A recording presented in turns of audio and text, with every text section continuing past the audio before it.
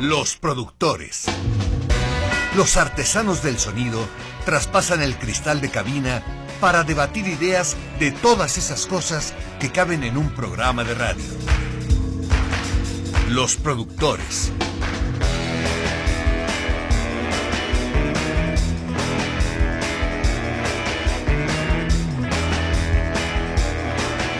Muy buenas tardes, qué gusto saludarle. Hoy jueves 28 de febrero de 2019. Estamos en una emisión más de Los Productores. Son las 3 de la tarde con 4 minutos y comenzamos nuestro trabajo radiofónico, nuestro esfuerzo de comunicación donde pretendemos reflexionar junto con usted sobre los temas importantes del acontecer nacional e internacional. Esta tarde le acompañamos a los micrófonos Pedro Manzano, Ricardo Silva y un servidor William Yarmes. Los Productores. Compañeros, ¿cómo están? Muy buenas tardes. Hoy jueves nos toca el tema del análisis cotidiano, lo que vemos en la información que nos llama la atención.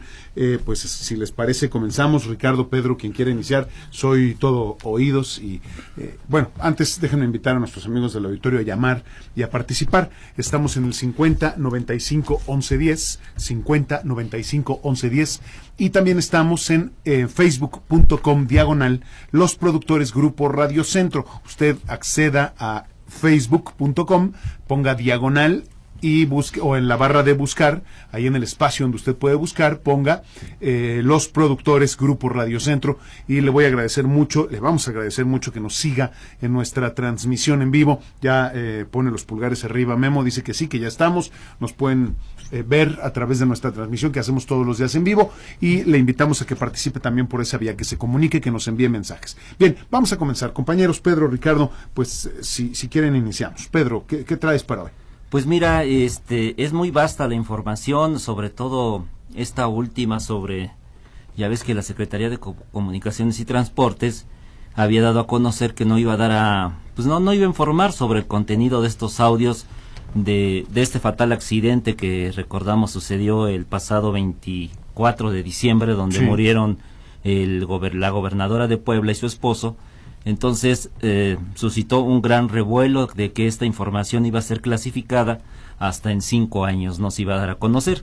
Entonces ya finalmente reviraron, se echaron para atrás y dieron a conocer estos audios el día de hoy. Sin embargo, podemos decir que pues como que nos quedamos a medias, ¿no? Porque estos audios no dicen prácticamente nada, son como partes editadas en el contexto de este lenguaje de los pilotos, que realmente no dicen nada, son extractos, fragmentos de segundos, y nos preguntamos, ¿esta sería la razón de que esta información se iba a clasificar 5 años? Ellos argumentaban que por cuestiones de seguridad nacional. Entonces te pones a pensar, ¿cómo clasificas algo por cuestiones de seguridad nacional cuando realmente el contenido como que no viene a abonar a este proceso de investigación, ¿no? Y entonces, pues esta nota ha sido interesante, ha sido relevante para muchos medios, y yo pienso que es importante, porque ¿qué hay detrás de todo esto? Ya van cerca de 2 meses y no tenemos ningún resultado sobre qué arroja esa investigación. Se nos ha dicho que pues no ha habido nada nuevo. Entonces nosotros lo que pensamos, pues ¿qué se está investigando? Si recordamos hechos similares que pasaron en el pasado, cuando se cayó el avión de Moriño y entre otros, prontamente las procuradurías dieron respuesta. Al menos lo que demandamos, o la opinión pública, a la ciudadanía, lo que le interesa es conocer qué realmente sucedió, si fue un accidente, saber todo lo que esté implicado, y que nos den a conocer. Creo que como siempre queremos llegar a esta verdad histórica, sobre todo una explicación de los hechos, de qué fue lo que pasó. De lo contrario, lo que estamos infiriendo nosotros, y ya lo han ¿tienes los audios? Me están comentando. Entonces, pero ¿Los vamos a poner? Los vamos a poner. ¿De verdad los vamos a poner? Pero pues no dicen nada. Nada más vamos a perder el tiempo, pero como quieran, si quieren los ponemos, me parece. No, pues para quien no ha escuchado, que sepa de qué estamos hablando. Claro, como quieran, como quieran. Pero tú me dices, Memo, adelante. Espero que los tengan editados, no toda la conversación larga que dura quién sé cuántos minutos. Bueno, no conversación, pero con las pausas. Torre Puebla, buen día, del Extralfa Bravo Oscar Noviembre, saliendo del Triángulo por Radio Capital en la Ciudad de México. Bravo Oscar November 3027, llamar a 2 millas antes para cruzar la estación. Bravo Oscar November, ya pasó la estación. Bravo Oscar November de Torre. Torre Puebla, buen día, del Extralfa Bravo Oscar Noviembre, saliendo del Triángulo por Radio Capital en la Ciudad de México. Bravo Oscar November 3027, llamar a 2 millas antes para cruzar la estación. Torre. Bravo Oscar November, ¿me copió? Perdónanos, es que reenseñamos el radio. No te copié, ahora nos encontramos a 6.6 millas del aeropuerto y vamos por Radio Capital. Bravo Oscar November con 3027. Bueno, ahí está un fragmento nada más de una conversación habitual que hay entre una aeronave que está en ruta y una torre de control. Pedro, la nota la traes tú estás liderando el comentario. Y de hecho, bueno, no somos eruditos en el lenguaje técnico de aviación, pero obviamente estos audios pues no abonan, no nos dicen nada y nos preguntamos pues por qué se estaban clasificando para 5 años. También así es todo el audio, Pedro. No hay alguna señal como un Mayday, alguna cosa que tú pudiera decirnos en qué momento el aparato empieza a fallar. Mira, de alguna manera son como 5 o 6 audios que son segundos como los que acabamos de escuchar y son fragmentos. 11 audios y son fragmentos, ¿no? No son fragmentos. Déjame explicar. Es la conversación desde que la aeronave entra en comunicación con la torre de control hasta que se pierde la comunicación entre la aeronave. ¿Por qué hay tantos espacios? Porque es la comunicación natural entre una aeronave y una torre de control. Hay espacios muy largos. Es una no son larguísimos. Si dejamos la grabación pero natural... además se deja grabar todo el tiempo, aunque no diga nada. Efectivamente. O sea, tú tienes abierto tu canal, estás grabando todo el tiempo y se graba evidentemente solo lo que se dice. Lo que estamos escuchando aquí, según nos lo han presentado, es lo único que se dice. Nada más, y no tiene ninguna otra situación. Al final, lo que se sabe, por lo que lo que se ha dicho en la información y en la conferencia de hoy en la mañana, es que el último intento que hace por comunicarse la torre de control es la última comunicación que escuchamos y luego ya no se vuelven a comunicar, lo cual a mí me hace pensar que evidentemente habrá por ahí algún otro tipo de comunicación, alguna otra grabación que esté registrada solamente en la torre de control, de los intentos que hicieron de comunicarse con la aeronave, y probablemente ya no se escuchó absolutamente nada. Pero esas pausas, hay que decirlo, son naturales durante el viaje. No es que estén hablando todo el tiempo, no es necesario hablar todo el tiempo con la torre de control. Dices, estoy despegando, te llamo cuando llegue a cierto punto, llamas cuando llegas a cierto punto, pero mientras tanto la grabación sigue. Lo que ocurrió hoy en la mañana, en uno de los casos que yo escuché, es que en el noticiario de Carmen Aristegui dejaron toda la grabación completa. Entonces las pausas son muy largas. Claro. Esa es la explicación. Y ya luego se han presentado editadas en otros medios de comunicación, pues solamente para escuchar lo que dice uno y otro. Pero bueno, hay que decir que lo que se presta a la especulación es que si es la grabación completa y si se va a poner a disposición todo ese tiempo que transcurrió desde que sale la nave hasta que se desploma. O sea, yo me imagino que fueron alrededor no sé cuántos minutos, 10, 15 minutos, después se desplomó. Entonces, ¿qué seguridad tenemos de que estos audios no estén de alguna manera editados o manipulados? Esa es la primera sospecha que levanta, ¿no? Sin embargo, también hay que decir que no solo se dieron a conocer estos audios, pero también se dio a conocer una carta supuestamente escrita por la mamá de la que fuera gobernadora, Marta Erika Alonso. Entonces, en esta carta, que también se dio a conocer a diferentes medios, entre ellos el de Carmen Aristegui, en el sentido de que ella señala en algún momento al quien fuera contrincante en la campaña electoral ahí de Puebla, que fue muy controvertida también, Miguel Barbosa, ¿no? En algún momento, en alguna parte de la redacción de esta carta, como que se le incrimina a Miguel Barbosa, dice por ahí una frase de que él está bañado de sangre y como que indirectamente lo hace responsable de estos hechos. Sin embargo, Miguel Barbosa salió a los medios a decir, bueno, que entiende la situación en que está la madre de Marta Erika Alonso, entonces, y desmiente que él de ninguna manera tuvo que ver en este accidente. Sin embargo, ¿por qué es importante retomar esto de esta nota, estos hechos de estos audios, porque yo creo que este hecho puede ser la punta del iceberg, es lo que tenemos encimita, y lo que esperamos por parte del gobierno de Andrés Manuel López Obrador, que de veras se llegue y se nos explique, se haga esa investigación y sobre todo que se nos dé a conocer qué fue lo que pasó. ¿Qué fue lo que pasó? Porque de alguna manera necesitamos, sobre todo la opinión pública, sí necesitamos tener esa credibilidad en este nuevo gobierno. Si hablamos de una cuarta transformación, yo creo que es un gobierno que esperamos actúe y ejerza el poder de una manera distinta, sobre todo en asuntos de transparencia, que no haya opacidad. Entonces, sí hay muchos sectores que estamos interesados en ese contexto de que se nos dé a conocer esta investigación, y sobre todo porque también de lo que se está cuestionando es por qué dicen que 2 o 3 años va a tardar más la investigación. Entonces esto se presta a suspicacias. ¿Por qué 3 años, no? Al parecer decía Marcos Cortés, el presidente del PAN, que el gobierno ha hecho un silencio, ¿no? Ha hecho silencio en este caso, y como que no quiere resolver o no quiere dar a conocer lo que está detrás de este supuesto accidente hasta ahorita que conocemos, ¿no? Entonces mi punto de vista sobre esto es que puede ser la punta del iceberg, que se investigue, porque también hay que recordar que los implicados o que desafortunadamente perdieron la vida, tanto el exgobernador como su esposa, estuvieron en un entorno cuestionado. O sea, sabemos que a este personaje, el exgobernador esposo de Marta Erika, en varios momentos fue acusado de espionaje.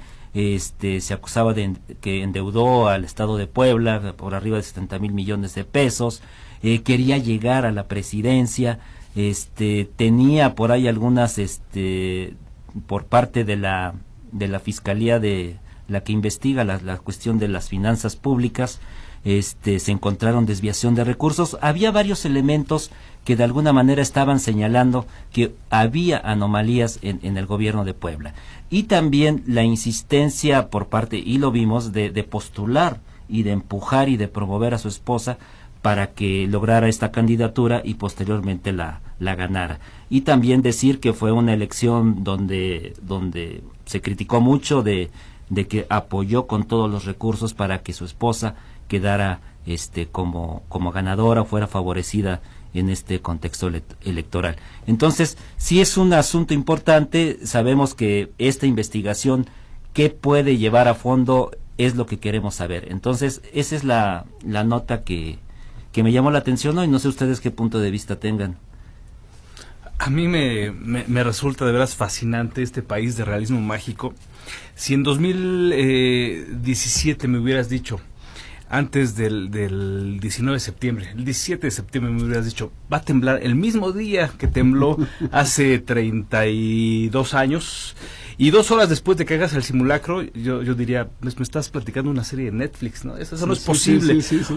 Cuando me dices, fíjate que vi una película donde un cuate que quería ser presidente, tardó años en llegar a la presidencia, llegó por fin con máxima aprobación, y resulta que su primer adversario político muere en un accidente, y además ese adversario estaba aparentemente coludido con el problema del huachicol. Yo te hubiera dicho, bueno, como película está bien, pero eso no pasa, ¿no? Entonces, es increíble en este país las cosas que ocurren, y la verdad se presta una suspicacia, pero de lo que quieras. Yo me sé versiones. Mira, una que me dijeron hace poco que me encantó, es que, fíjate, Andrés Manuel López Obrador le avisa a la pareja al exgobernador y a la gobernadora, les avisa, voy a caer sobre el huachicol, me tienes que dar nombres y datos, y si me los das te vas. Y hacemos ahí fantaseamos un accidente en donde te mueres y tú te salvas y te vas a vivir a Tailandia, por ejemplo. Y entonces, ese tipo de cosas ocurren en la mente de las personas. Cuando oyes dices, pues me parece un argumento absurdo, estúpido, pero a ver, y la realidad no lo es. La realidad no te da para imaginar ese tipo de cosas. Es ahí lo grave de que efectivamente, como dice Pedro, y lo hemos platicado aquí, cuando se dejan estos vacíos de información, bueno, la imaginación del mexicano es fantástica para llenarlos, ¿no? Sí, y sobre todo si quieres golpear al que acaba de llegar precisamente por estas condiciones como llega, pues hombre, ahí está la mesa servida. Sí.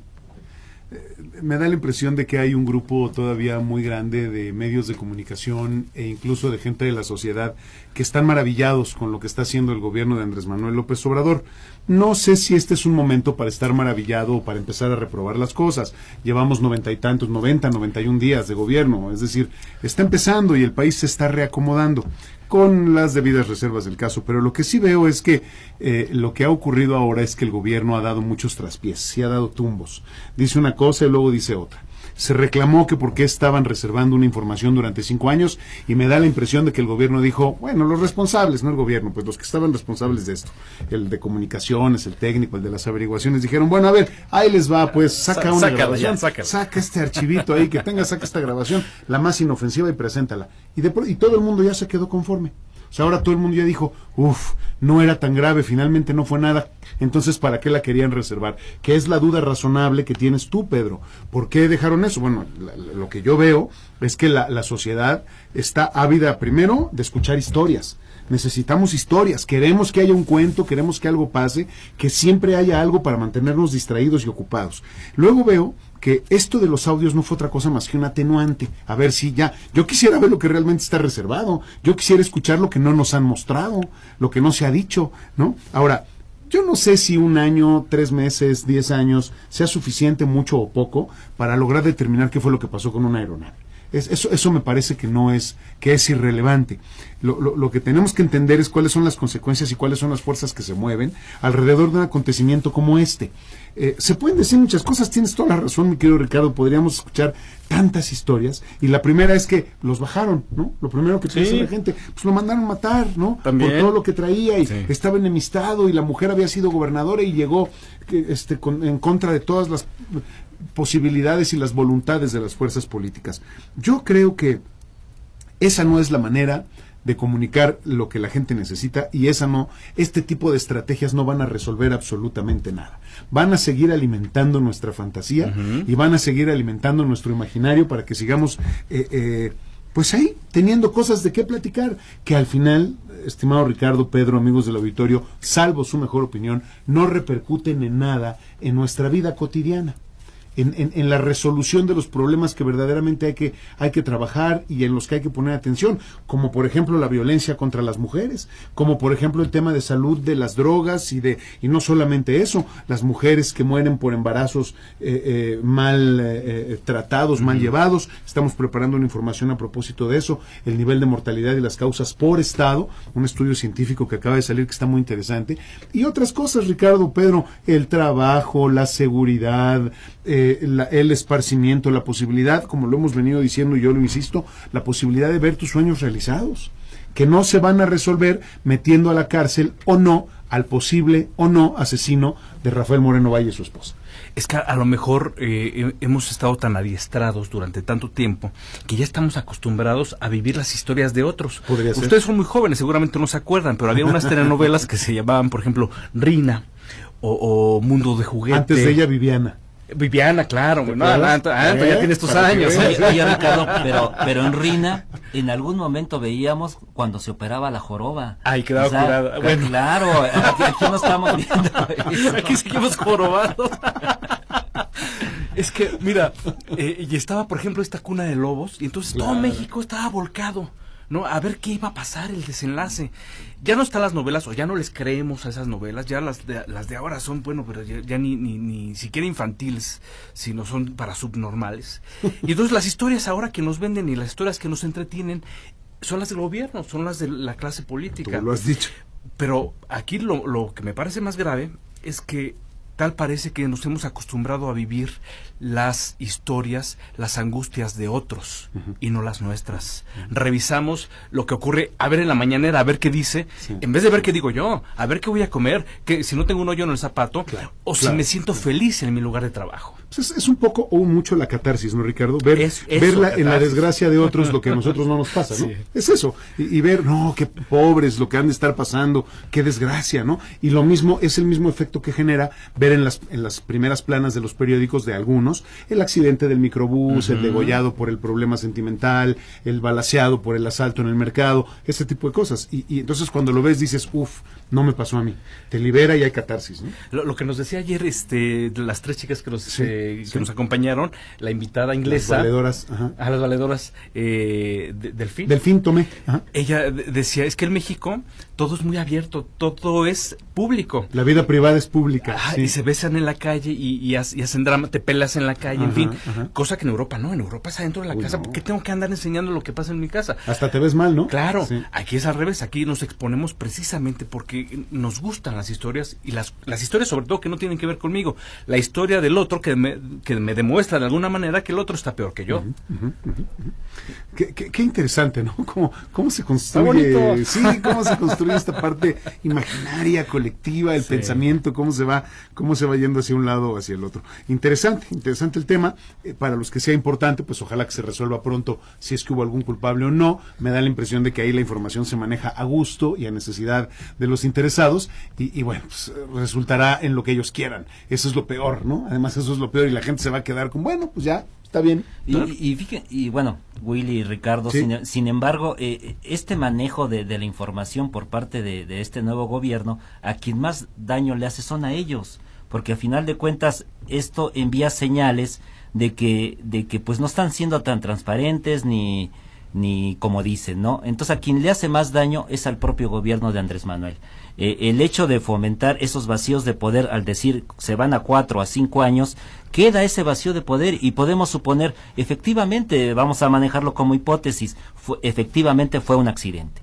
Pero todas estas señales, todo este manejo de la información, que cómo lo hacen, pues te abre ese camino a conspirar, a elucubrar teorías de la conspiración. Entonces, a quien más le pega en credibilidad es al propio Andrés Manuel. Y obviamente pega a toda aquella población que cree, que piensa, que todavía piensa que va a ser algo diferente. Yo creo que en estas personas es donde pega este tipo de hechos, en el cómo se están manejando las cosas, ¿no?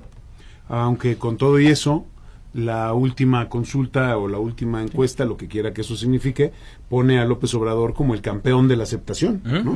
Además, con un incremento, no sé si tú traes la nota, aquí Ricardo, ¿quieres platicar con ella? ¿Quieres hablar de ella? Adelante, por favor, bueno, por favor. Pues Se suma. Pues se suma, exacto, porque efectivamente lo que uno pensaría, pues es que esto tumba la credibilidad y sin embargo lo que Consulta Mitofsky publica a través del Financiero el día de hoy, que no quiero entrar en el debate si Mitofsky hace bien su trabajo o no, todos sabemos que las encuestas se pueden de alguna manera manipular y lo hacen las empresas de comunicación, claro. Las únicas que no lo hacen y que sí tienen que hacerlo de manera neta son estas empresas refresqueras, por ejemplo, o de yogur, etcétera. Y la industria farmacéutica creo que tiene también ahí, bueno, claro, desde luego. De hecho hay un organismo especial que se dedica a las encuestas en términos farmacéuticos y de medicina, y sí, ahí tienen otros protocolos, ¿no? Exacto, porque si tú dices que tal yogur de fresa va a venderse porque lo acepta la gente y no se vende, corren a la empresa que hizo claro. Incluso hay ahora contratos de demanda. ¿Cuánto es tu margen de error de venta? No, bueno, pues la aceptación del público fue del 90%, mi margen de error va a ser del 45% a la hora de la venta. Si se baja del 45%, te pueden demandar. Estás en problemas, porque falseaste cifras, porque obviamente cada vez que sacas un producto nuevo, pues hay una inversión millonaria. Hombre, y entonces, pues ahí sí, pero aquí como no hay ninguna inversión millonaria. No nada, ¿no?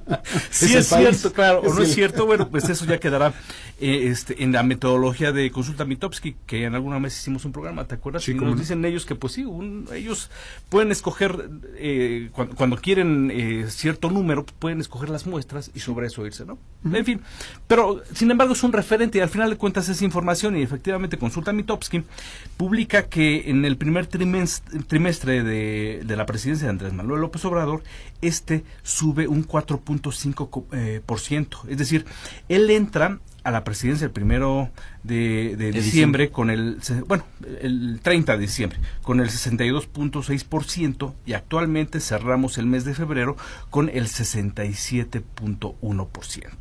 Es decir, hay 4.5% de aumento en la credibilidad, en la aceptación de Andrés Manuel López Obrador. Es muy interesante. Donde mayor se concentra, según la encuesta de Mitofsky, donde mayor se concentra los niveles de aprobación es en los rangos de entre 30 y 49 años. Curiosamente, la población económicamente activa. Sí. O sea, pues gente de nuestra rodada, más o menos, ¿no? Sí, señor. Ellos le dan un 69.6% de aprobación y las mujeres son el grupo que más acepta la figura de Andrés Manuel López Obrador con un 68.1%. Y dan una serie de datos de acciones de gobierno, la ponen como opciones, consulta Mitofsky, para que la gente señale cuál es la que más le ha impactado.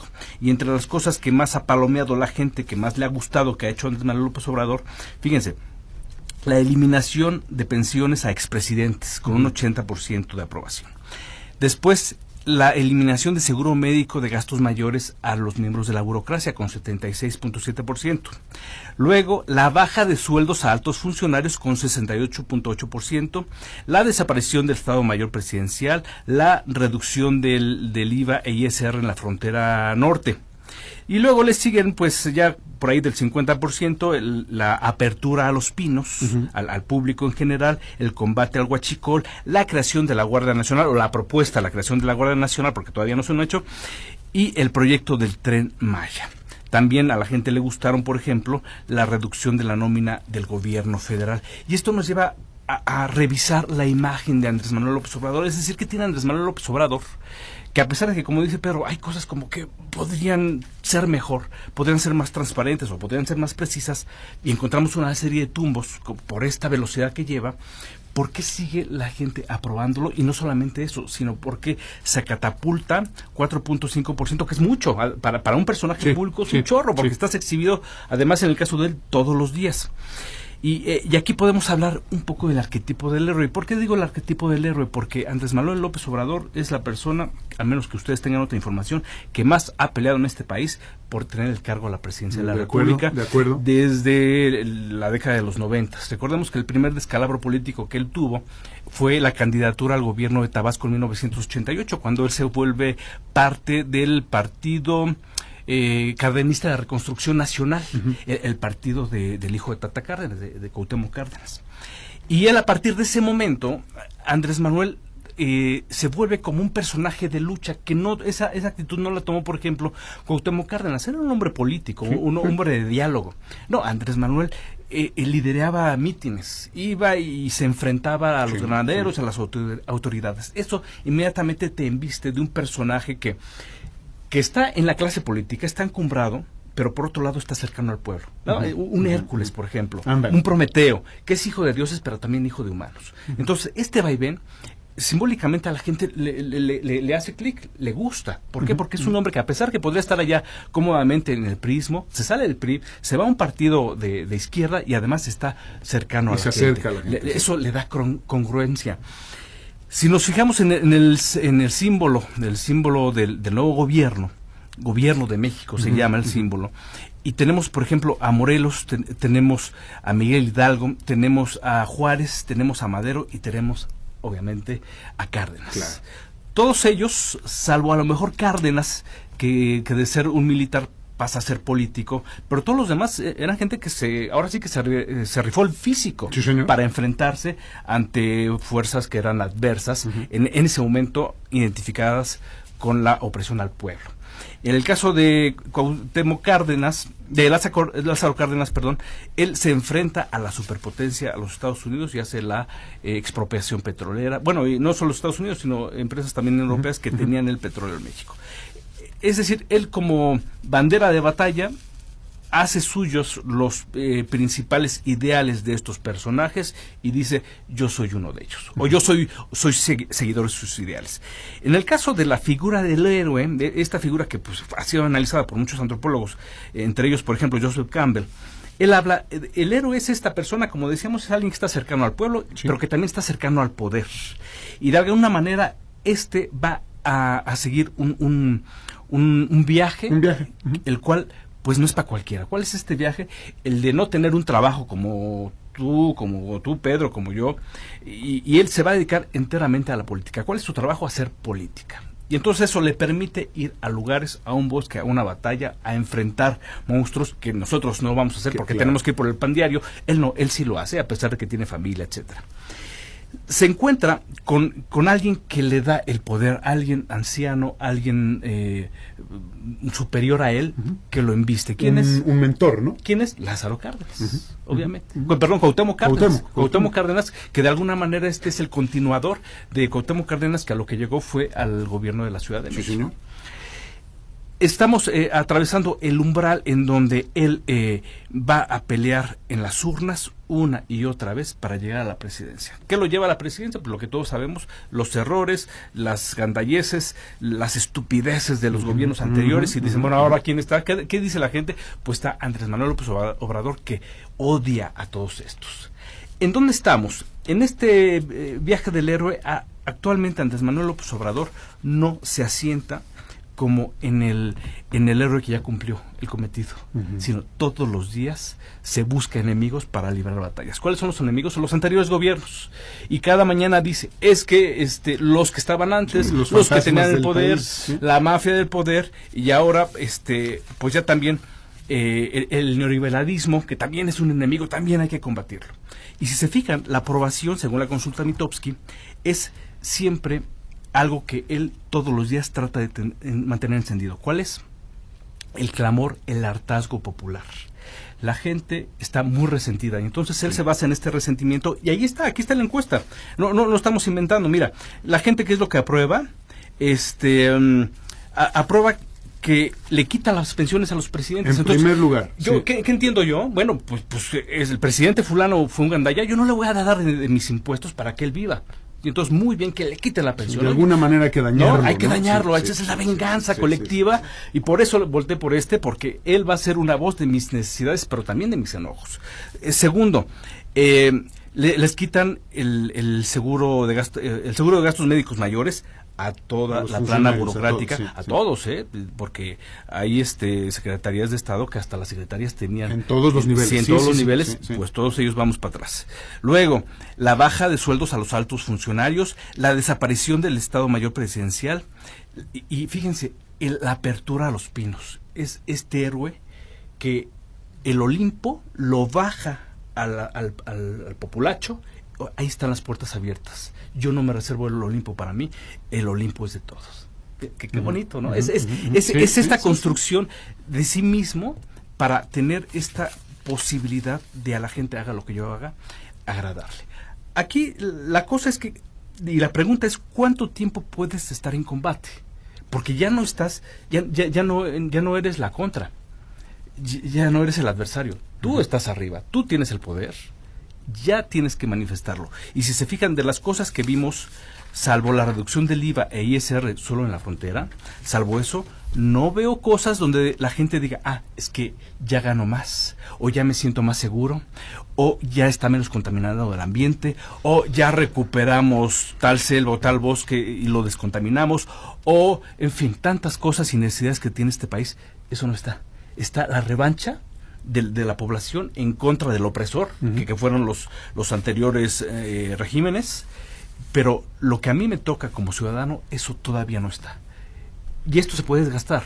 Claro. Aquí es donde hay que tener cuidado, porque no podemos estar 3 años siempre diciendo, es que los otros hicieron, los otros. Llega el momento que tú tienes que asumir la responsabilidad y yo soy el que está haciendo. Pues ya resuelve, ¿no? Si ya tienes entonces las riendas en tus manos, ¿en qué momento yo voy a sentir ya no solamente mi venganza, ya no solamente este rencor acumulado durante tantos años? ¿Dónde voy yo a poner que ya recibí, no nada más el nirvana de abrirme los pinos, sino de tener ya una tranquilidad, una mejor calidad de vida? En fin, cada quien sabe lo que le hace falta y lo que sintió que no cumplieron los gobiernos anteriores. Este símbolo de los pinos me gusta mucho porque me da la impresión de que López Obrador, hablando de figuras, la figura presidencial te dice, mira, esto es lo que nunca vas a tener. Pásale para que lo veas. Y te dice, es de todos, pero no es de nadie. Pero no es de nadie. ¿No? Y además es un lugar que vas a encontrar y solamente te vas a imaginar lo que pasó, porque es un lugar que está vacío. Sí, porque además no fueron cuidadosos en conservarlo como el castillo de Chapultepec. Por ejemplo. Y poner cédulas y decir aquí se dormía Peña Nieto, por ejemplo. Eso, cuando menos poner la cama, ¿no? Y aquí mandaba la gaviota Peña Nieto. Las sábanas, la almohada. Esta es la tina donde lo mandaban a dormir. Sí, exacto. No hay nada. Las pinturas, parece que se robaron todo. Se llevaron todo. Que ya aparecieron, ¿no? Pues ¿ya? yo escuché una nota. Mira, No sé, hay un organismo que se encarga del patrimonio nacional y tengo entendido que debe de haber un registro de todo ese menaje, porque no sé si, bueno, lo que habrá sido del presidente previa comprobación con factura, pues seguramente se lo habrán llevado, ¿no? Pero la mayor parte de las cosas del mobiliario de ese lugar me imagino que no. No conozco bien cómo se manejaba el tema de los pinos. Sí sé que llegaba un presidente nuevo y remodelaba y hasta les daban un periodo para remodelar y cambiar sus cosas, pero seguramente hay un patrimonio nacional ahí que debe de ser propiedad del Estado, propiedad de la nación. También me parece que es irrelevante saber dónde quedó el cuadro, ¿no? Dónde quedó el Kandinsky, si es que lo había, ¿no? O dónde quedó el Picasso, si lo había. Ahí hay otro nivel de corrupción y de negrura y de poca transparencia en todo lo que se refiere al tema del arte. Y si uno se pone a buscar realmente dónde están las grandes obras de arte, te vas a sorprender que están en las salas de los líderes sindicales, ¿no? A lo mejor uno de esos cuadros terminó en la casa de la que limpiaba la habitación de Peña Nieto, a lo mejor. En una de esas. No, en una arrendero, en una de esas no sabemos. Sí, quién sabe. Y al final sigue siendo un elemento superficial de distracción, ¿no? Que justamente abona a esa venganza que tanto quiere el pueblo. Sí, ¿dónde están los cuadros? ¿Qué hicieron? ¡Qué bárbaros! Se llevaron hasta el papel de baño. Bueno, hay que ver, nunca habíamos visto eso, nunca se había desocupado la residencia oficial presidencial, pues nunca se había desocupado. Ahora, a ver si le hacen el mismo examen en Palacio Nacional, que debe de haber más obras y debe de haber más joyas quiero decir en términos de mobiliario, y no se vayan a querer llevar el parquet, porque ese sí sé que está muy bonito, bueno, ¿no? Pero Palacio Nacional sigue muy cuidado todavía. Los primeros días que abrieron los pinos, o sea, fue abrir y órale, vámonos con todo, y no, la vigilancia realmente era nula, porque pues como que no se pusieron de acuerdo, o no les interesó de alguna manera poner un poco de resguardo y un poco de orden, ¿no? Pero estaba vacío, o sea, no dejaron muebles, ya estaba vacío. Cuando lo abrieron era porque ya no había nada. Dijeron que pasen y que conozcan los cuartos, entonces bueno, ahí es en donde te digo, ¿no? Hay un detallito que no acaba de gustarme, pues, que no me sabe bien, pues, que te hagan ese tipo de jugadas tan políticas, ¿no? Y este tipo de situaciones como las que comenta Pedro, en donde dice, no, tal cosa está reservada o tal cosa no se puede hacer. Y entonces empieza la especulación y los periodicazos y los comentarios y la gente, los golpeteos. Y entonces dices, no, la gente quiere que abramos. Claro. Abrimos, claro. Y ahí está el audio. Qué interesante eso, ¿no? Este es el manejo. Sí. Y eso hace que, pues, a lo mejor a nosotros no nos cae tan sorpresa.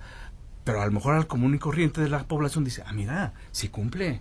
La gente pide y él hace. Sin embargo, tarde que temprano, hasta para cuándo le va a alcanzar esa estrategia, porque, esa es la cosa, claro. Porque de alguna manera hay una presión popular, ciudadana, en el sentido de que él se ha posicionado como yo voy a acabar con la corrupción, yo quiero ser el mejor presidente de México. Entonces, esas frases que muy bien ha posicionado, tarde que temprano, las personas, la ciudadanía, las relaciona con asuntos de corrupción concretamente. O sea, ¿qué vas a hacer concretamente en estos asuntos? O sea, ¿qué vas a hacer? ¿Vas a meter a la cárcel a Peña y a todo el equipo de corrupción, si es que se comprueba? Entonces, hay asuntos que tarde que temprano se le pueden salir de las manos y no lo puedes seguir posponiendo. Este asunto de las grabaciones y de la investigación a bote pronto, pues te da la percepción que no hay urgencia por investigar y establecer qué fue lo que pasó. Eso se presta a decir, bueno, pues por dónde va, ¿no? Entonces, tarde que temprano la sociedad, que también tiene una función social, te está pidiendo esos chivos expiatorios, ¿no? Claro. Que como sabemos desde tiempos remotos tenían una función, dragones, claro. Que tenían una función de en él se van todas las culpas y hay una tranquilidad social, todo vuelve a la normalidad. Entonces, tarde que temprano, estos chivos expiatorios se los van a pedir a Andrés Manuel, y yo estoy diciendo dentro del contexto legal, ¿no? Porque no se trata nada más de llevar a la cárcel a alguien, ¿no? Sino tiene que haber un proceso, tiene que haber un marco jurídico, tiene que haber un proceso de investigación, ahí está la fiscalía, pero tarde que temprano viene la parte de los hechos y de esa demanda social. Sí, porque ahí está, por ejemplo, el caso de Pemex, en donde se dio una lista de nombres de gente que había sido separada de sus cargos, y ya. ¿Qué va a pasar después? Lo separaste. ¿El siguiente paso cuál es? ¿Cuál es? ¿Cuántos va a haber en la cárcel? ¿O cuántos deberían de estar en la cárcel? O quizá ni siquiera son delitos que deban... Porque así está luego la ley. Son delitos que ni siquiera meritan cárcel. Así es. Así es, porque apenas se solicitó al Congreso que se apruebe el robo de combustible como delito grave. Entonces ahora no hay manera de acusar de eso. Pagas ¿no? tu fianza y pones. Claro. A mí me sigue preocupando mucho el nivel de inconsistencia que está manejando el gobierno, tanto en su comunicación como en su estrategia. En este caso, por ejemplo, y perdón que me mantenga en el tema de lo de la comunicación de la aeronave y la torre de control. El oficio de la Secretaría de Comunicaciones, el texto escrito decía que se iba a reservar por 5 años. Y el funcionario dijo, hubo un malentendido. Ah, caray.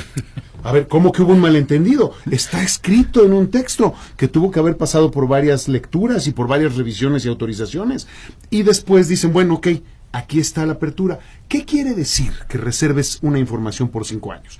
Que es tan importante y tan valiosa y tan contundente que puede resultar peligrosa para la seguridad nacional. Pues, ¿qué hay o qué es lo que se sabe? Para que tú reserves una información, quiere decir que sabes lo que hay detrás. Claro. Entonces, yo por eso no me quedo satisfecho con que esa sea la grabación que iban a reservar 5 años. Yo creo que no. Pero, en fin, eso es lo que quieren decirnos. Sin embargo, está esta sensación de qué es lo que hay detrás, qué es lo que sabes, qué tan grave es o qué hay debajo de la piedra que no la quieres levantar. Y por eso levantaste otra. Ya. ¿No? Entonces, ¿quiénes son las cabezas? ¿Quiénes son los responsables? ¿Cuál es la verdad de lo que ocurrió en este acontecimiento? Que al final se conectaría, ¿no? Se conectaría con todo el urdimbre político que constituye este país, es decir, las fuerzas políticas que actuaron desde todas las sospechas que hay.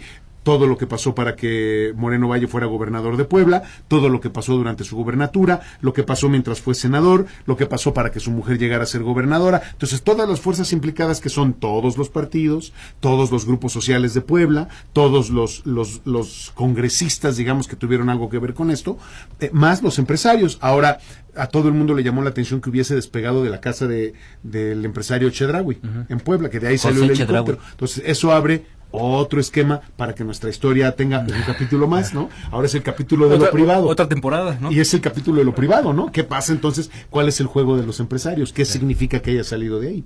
¿No? Mira, aquí la gran oportunidad que tenemos es que ya hubo un cambio, que efectivamente hay otra mentalidad y que en teoría hay buenas intenciones. Yo creo que nadie duda eso. De acuerdo. No, al menos no se ve que efectivamente Andrés Manuel López Obrador vaya a ser un tirano, no se ve. Y además este país no tiene las condiciones para aceptar un tirano. No somos Venezuela. Somos en ese sentido, creo yo, y perdón con los venezolanos, creo que somos una sociedad mucho más despierta, mucho más activa, y en ese sentido no vamos a permitir como sociedad que de repente en el poder tengamos un tirano. Sí. Lo que sí puede haber es una gran decepción, una ruptura nuevamente entre lo que es la sociedad civil y lo que es la clase política, y ahí sí yo creo que como mexicanos podríamos tener otro descalabro que eso puede debilitar más a este país, esto puede corromperlo más y todavía llevarlo a mayor inseguridad. No por lo que vaya a ser el gobierno, sino porque los ciudadanos ya vimos que les gusta tirar cabezas. Sí, claro, les gusta la venganza, pero porque ha habido muchos años de represión.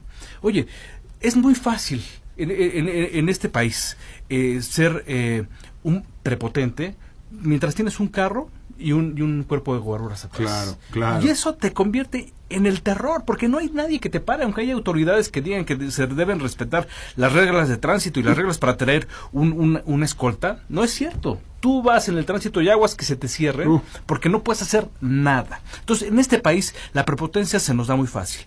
Y obviamente las personas que no tenemos acceso a ese tipo de cosas, sí nos hartamos, sí nos cansa. Claro. Y sí llega el momento, como lo hemos visto con la delincuencia organizada, que más de uno, más allá del hambre, sino la necesidad de hacerse sentir y de tener revancha en contra de tantos años de humillación, pues ya agarras un arma y te pasas del otro lado. Sí, cómo no. Sí. Es lo que ha pasado en estos últimos años.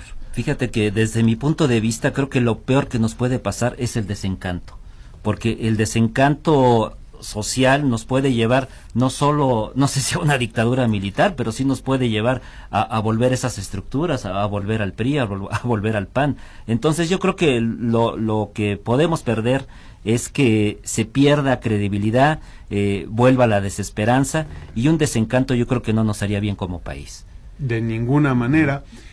Desgraciadamente, si la sociedad está buscando respuestas rápidas, se va a desencantar rápido, porque este país no puede dar respuestas tan pronto, ¿no? Aunque metieran a la cárcel a Romero de Champs, que nadie lo quiere, eso no va a resolver absolutamente nada, ¿no? Seguirá habiendo, los problemas estarán ahí presentes.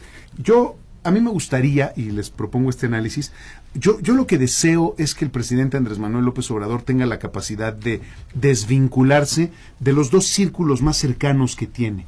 Tiene un círculo muy cerrado, donde están Bartlett, Batres, Nieto, Santiago Nieto, toda esta gente que es a la gente que escucha a López Obrador y que puede, Monreal, y que puede ser muy peligroso porque pueden hacer que el presidente no vea la realidad. Claro. Lo hemos visto con empresarios aquí. Fue lo que le pasó, y hoy lo puedo platicar después de muchos años, fue lo que le pasó a Gutiérrez Vivó cuando se hizo director general de Inforred, que tenía un grupo muy cercano que no le dejaba ver la realidad de su empresa, que permitieron que se aislara en su oficina, porque tenía una puerta blindada para entrar a su oficina, que no tenía acceso a nadie.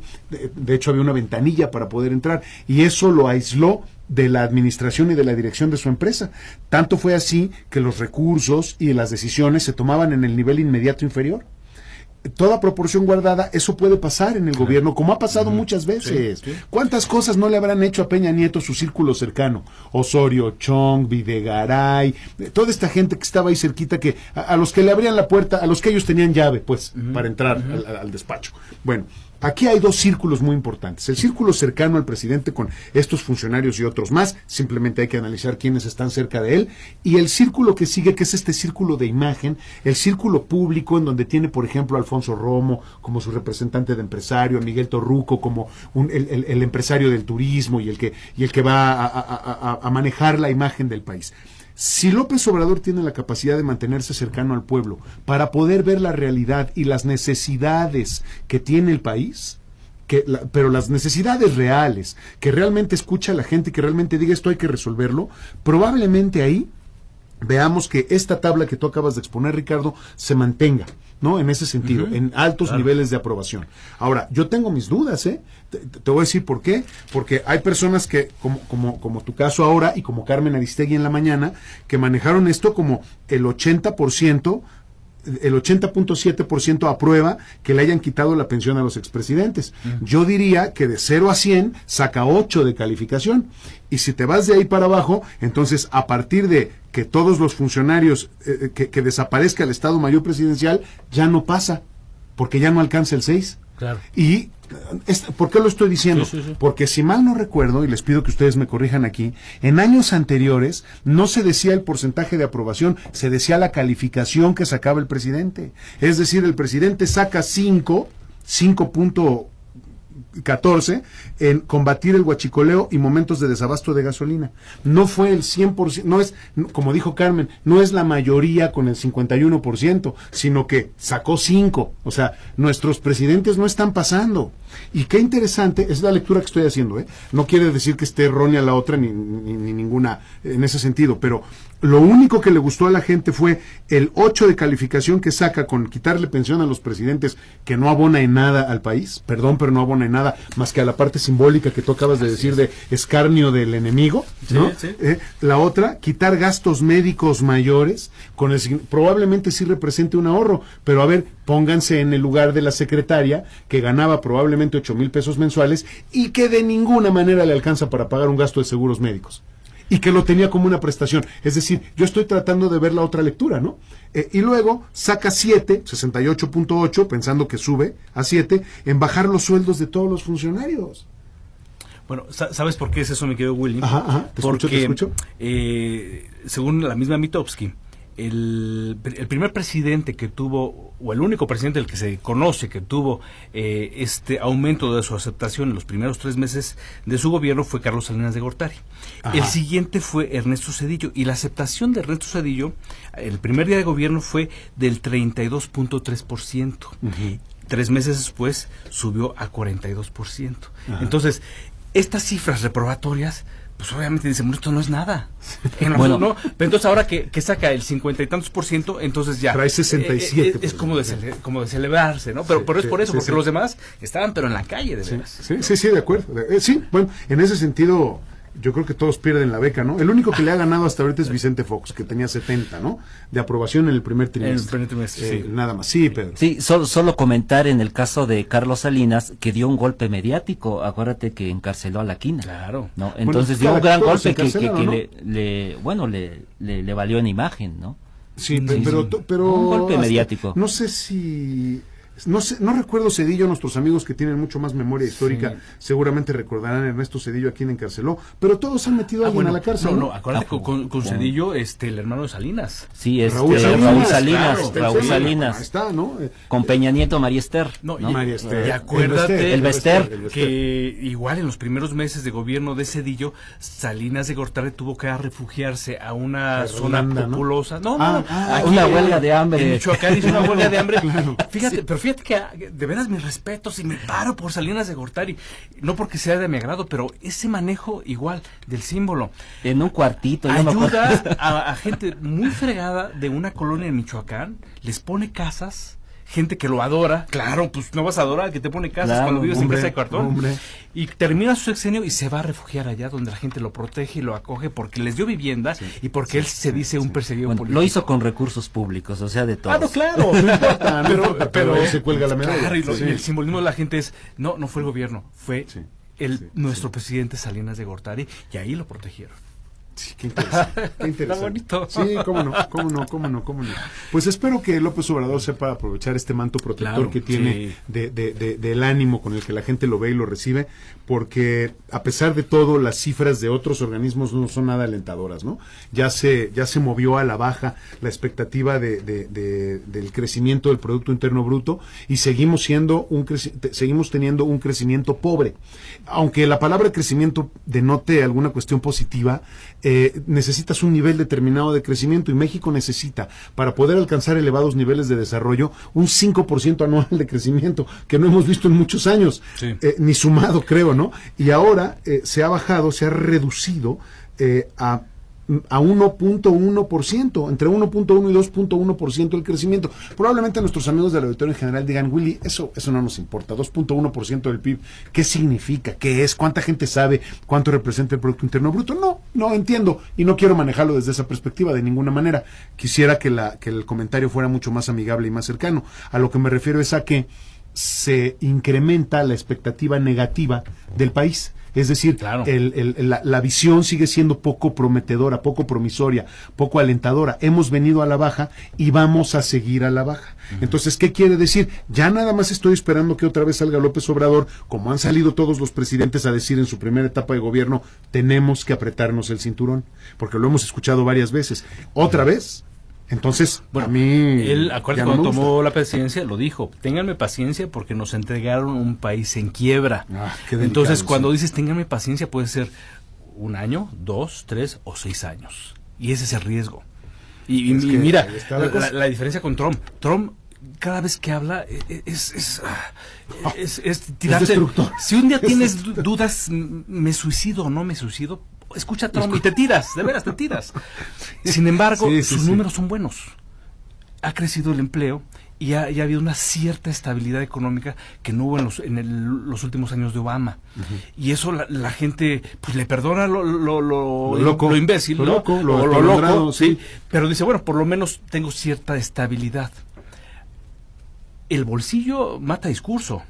Claro. Aquí si el discurso no se vuelve una realidad en donde podamos sentirlo en nuestro bienestar personal, pues entonces, como dice Pedro, vamos a darnos un trompón en la cabeza porque desafortunadamente nos volvieron a ver la cara.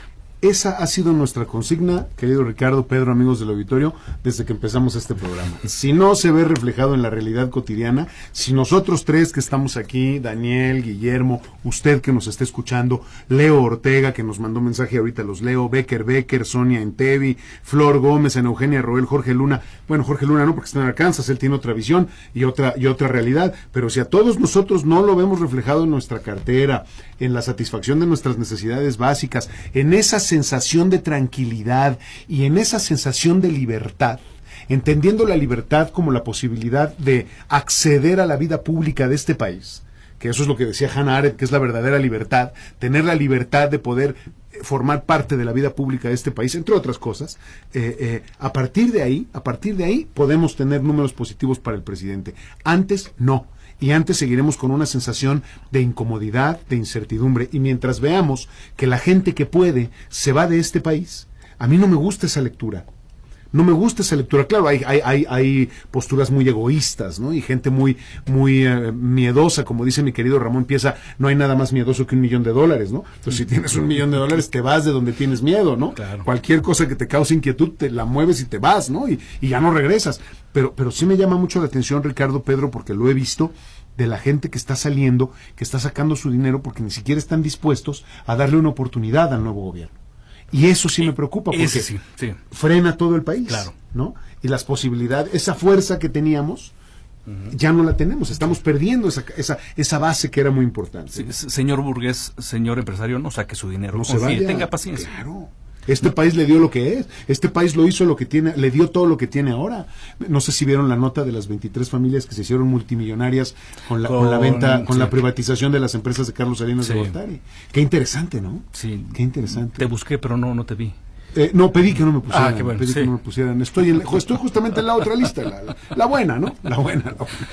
Rápidamente, para saludar a nuestros amigos que nos hacen favor de mandarnos mensajes a través de Facebook. Leo Ortega dice: saludos desde Arandas, Jalisco. No, bueno, la vida es diferente. No pasa nada, hombre. No, seguro que no, qué rico. Gracias, Leo. Becker dice: saludos desde la Ciudad de México. Saludos, Becker, padrino. Sonia Entevi dice: súper. Hola, eso Sonia. dice, súper. Y luego Flor Gómez dice: saludos desde Zapopan, Jalisco. También. No, Zapopan es delicioso, sí. Zapopan. Ana Eugenia Roel dice: buenas tardes a los tres. Es muy importante probar más acusaciones y procesar jurídicamente. Acusar y solo señalar no da credibilidad, certeza ni confianza. Es cierto. Y Jorge Luna, que nos escucha desde Arkansas, dice: vivo por acá desde octubre del 89. Mi padre fue obrero en la industria eléctrica. Vine a los Estados Unidos realmente porque queríamos terminar nuestra casa. Soy del Distrito Federal, terminamos la casa. Contamos día a día nuestro regreso y aún no regreso. Otro aspecto es que nunca tuve oportunidad de desarrollarme profesionalmente. Tengo una licencia de locutor tipo A. Cuando hacían examen, muy difícil. Voté por AMLO todas las veces que se postuló. Muchos de los mexicanos, si no es que la gran mayoría, vinimos aquí por lo mismo que yo. Hoy no regresaría a México. ¿Por qué? Pues aquí hay más satisfactores económicos.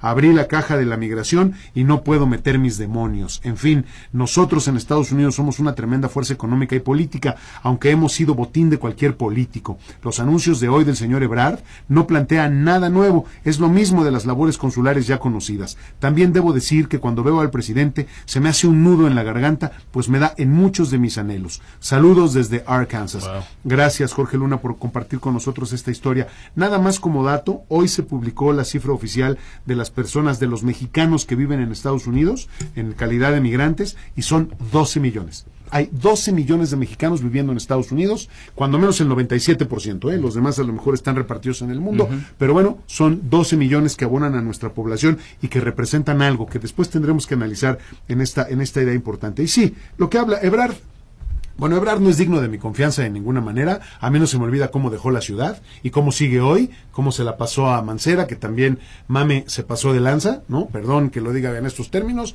pero es la verdad. Y en ese sentido, la vida consular y la vida en ese sentido diplomática no es otra cosa más que una megapachanga. Es el glamour, es el premio político, es la pura sabrosura. Así como se lo planteo. O sea, ser cónsul de México en un lugar como, por ejemplo, no sé, me imagino Francia. En Austin, Texas. No, déjate eso, estoy en Austin, ¿no? Es una ciudad súper fresa, bonita, todo está limpio, se come rico, te la pasas muy bien, es pacífica. No, bueno, imagínate ser embajador de México en París, pues en Francia, no, bueno. Te la pasas en recepciones, cenas. Oye, si me permites saludar, dieron clic de me gusta a nuestro video que estamos compartiendo. Gracias. Hola, Loren Michan y a Moshe Silva, que nos está viendo desde Jerusalén. Son las 12 de la noche, ya duérmete. tienes que estudiar. Ya es tarde. Muchas gracias. Y Luis Alberto Albores Loesa, que dice estupenda estación. Gracias, Luis Alberto. Pues bueno, ahí están las reflexiones. Siempre creo yo, dejamos el dedo en la llaga. Ricardo, Pedro, muchas gracias por esta tarde tan agradable. Gracias, Daniel Morales. Gracias a Guillermo Vázquez, que estuvo en la producción. Samantha García, Pilar Rosales en los teléfonos. Le escuchamos, le pedimos que nos permita acompañarle mañana en la tarde, a las 3 de la tarde en Los Productores. A continuación, Ramón Pieza con el programa Entornos. No se salga de la red.